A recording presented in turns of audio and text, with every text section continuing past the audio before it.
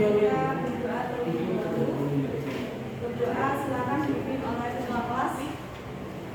Doa mulai.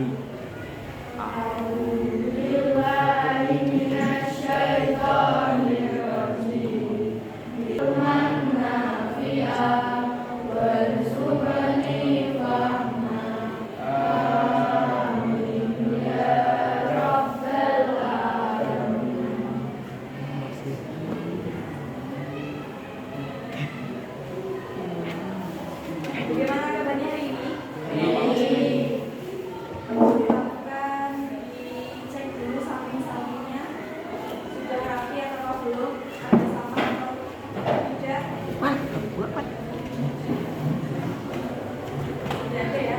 Sudah siap pembelajaran hari ini? Untuk sebelum memulai pembelajaran pagi ini, apakah ada yang masih ingat mengenai pembelajaran yang sudah kita lakukan pada minggu lalu? Kita belajar tentang apa?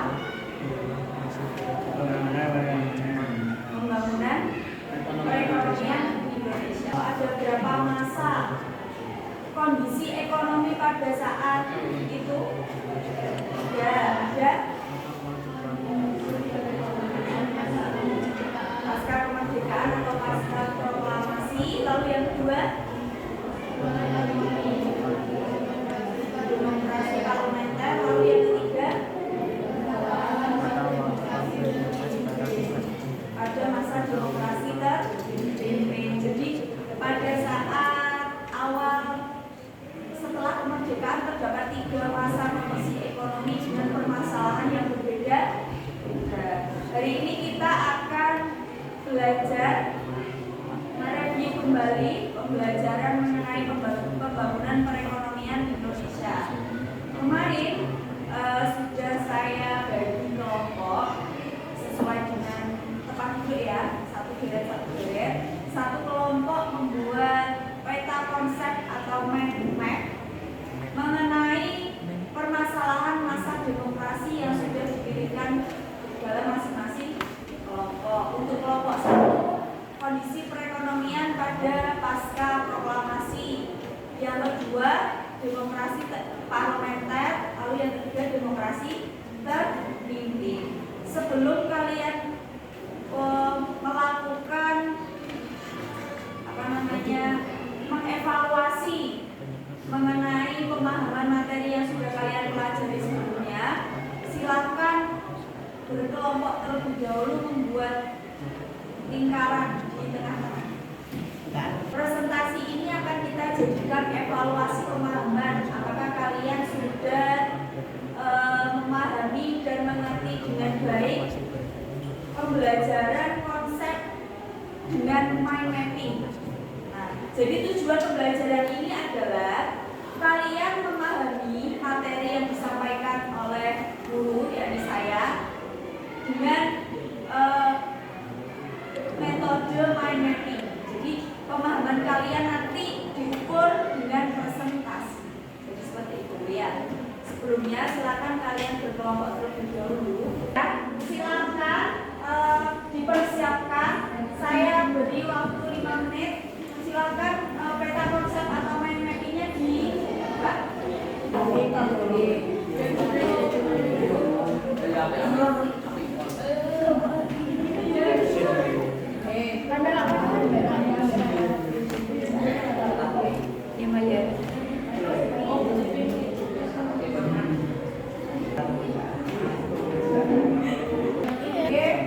Karena pembelajaran kemarin menurut saya materi yang saya berikan juga sudah cukup.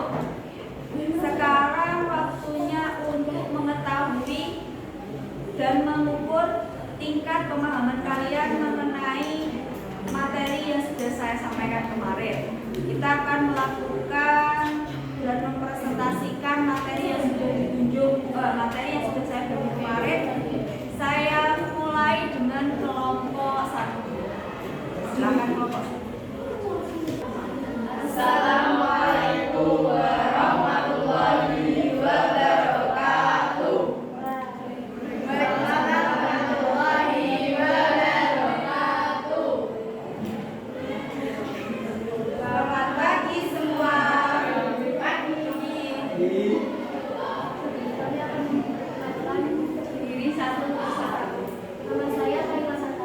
Dan saya Masyayani. Dan saya Syafri. Dan saya Sapo Ilyas.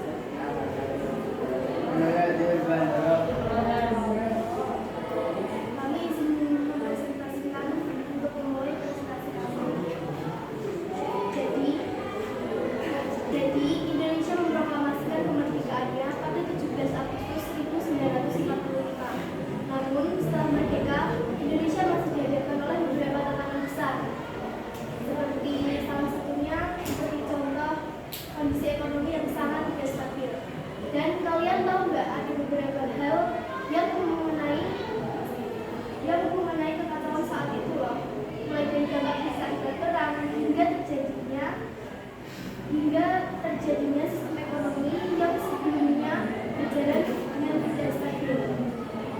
Situasi ini pada akhirnya menyebabkan kas negara menjadi kosong loh. Lantas bagaimana pemerintah menangani masalah ekonomi serta krisis keuangan negara setelah kemerdekaan?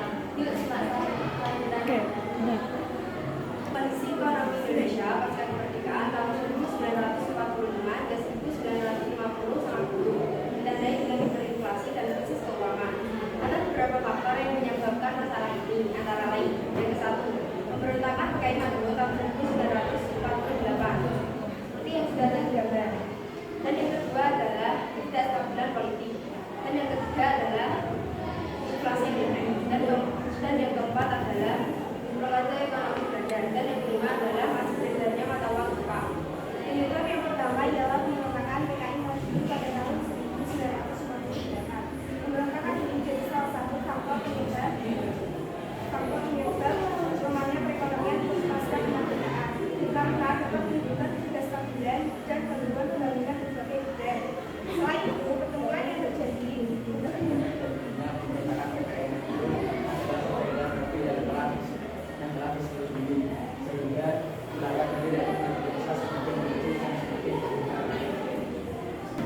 Hal ini menyebabkan jumlah mata uang yang beredar lebih tinggi daripada kebutuhan, sehingga nilai mata uang menjadi merosot dan harga barang menjadi naik.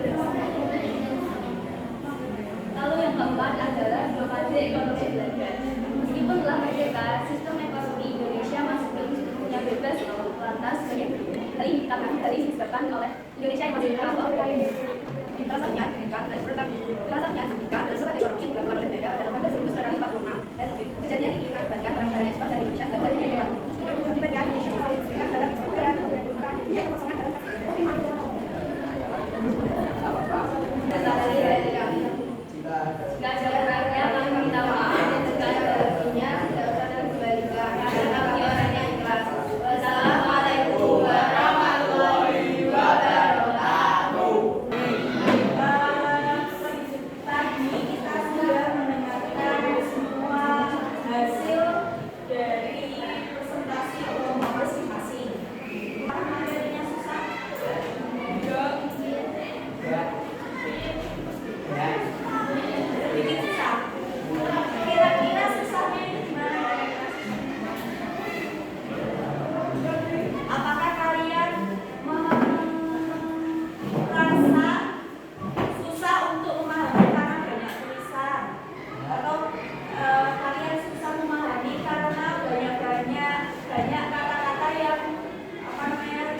familiar dengan atau kira-kira apa?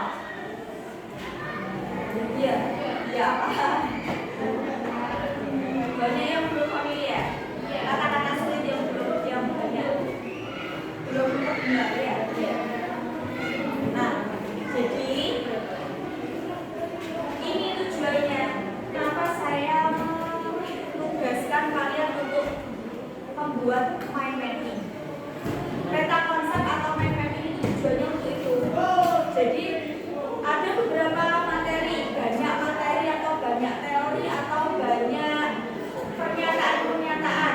Jadi peta konsep itu ditujukan untuk membuat poin-poin utama yang ada dalam materi yang sudah kalian pelajari. Tujuannya itu untuk mudah diingat. Misal, ayo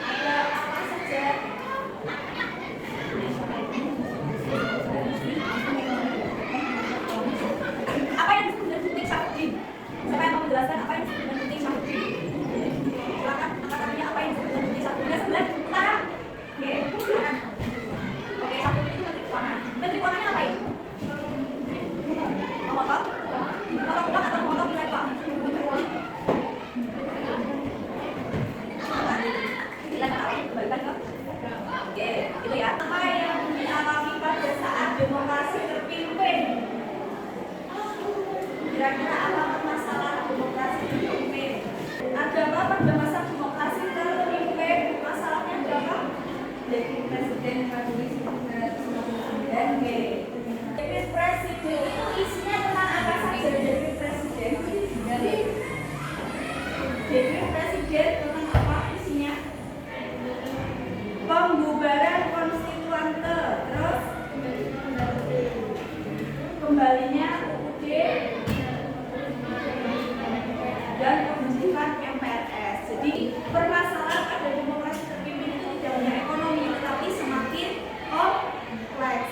Evaluasi untuk presentasi tadi, ada yang sudah bagus, ada yang masih kurang. Bisa diperbaiki lagi, belajar. Oke ya. Apalagi ada yang mau ditanyakan terkait pembelajaran minggu lalu dan minggu ini? Ya.